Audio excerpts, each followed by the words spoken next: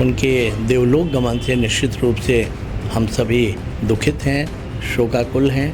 और इस शोक की घड़ी में मैं सम्मानीय सिंधिया जी के और उनके पूरे परिवार को परमपिता परमेश्वर शक्ति और संबल दे ये दुख सहन करने के लिए, और राजमाता साहब को अपने चरणों में स्थान दे, उनको सद्गति प्राप्त हो, ऐसी परमपिता परमेश्वर से कामना करते हैं। मध्य प्रदेश की गुना लोकसभा सीट से भारतीय जनता पार्टी के प्रत्याशी और केंद्रीय मंत्री ज्योतिरादित्य सिंधिया की मां राजमाता माधवी राजे सिंधिया का आज निधन हो गया है। स्वर्गीय राजमाता माधवी राजे सिंधिया 75 साल की थीं। उन्होंने बुधवार सुबह 9:28 पर अंतिम सांस ली है।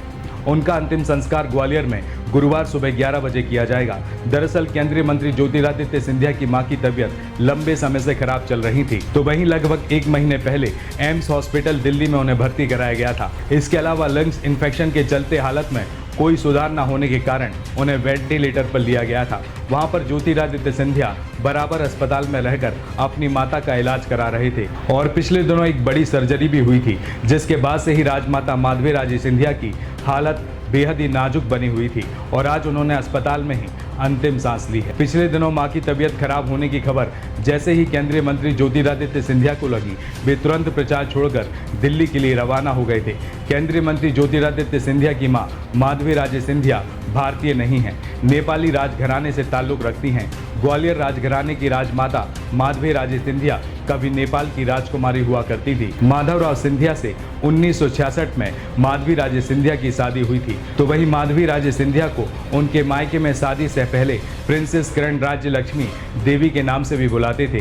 तो वहीं पति के निधन के बाद से उनका ग्वालियर आना कम था। ग्वालियर में माधवी राजे सिंधिया को आज भी लोग राजमाता के नाम से बुलाते हैं। तो वहीं राजमाता माधवी राजे सिंधिया के निधन पर मुख्यमंत्री डॉक्टर मोहन यादव, पूर्व मुख्यमंत्री कमलनाथ समेत कई नेताओं ने दुख जताया है। वो काफ़ी दिनों से बीमार थी और वो श्रद्धेय माधवराव जी की अर्धांगिनी थी। हमारे पार्टी के वरिष्ठ नेता और प्रमुख कैबिनेट मंत्री सम्मानित ज्योतिरादित्य जी सिंधिया जी महाराज साहब की माताजी थी।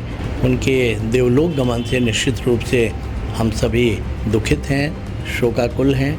और इस शोक की घड़ी में मैं सम्मानीय सिंधिया जी के और उनके पूरे परिवार को परमपिता परमेश्वर शक्ति और संबल दे ये दुख सहन करने के लिए, और राजमाता साहब को अपने चरणों में स्थान दे, उनको सद्गति प्राप्त हो, ऐसी परमपिता परमेश्वर से कामना करते हैं।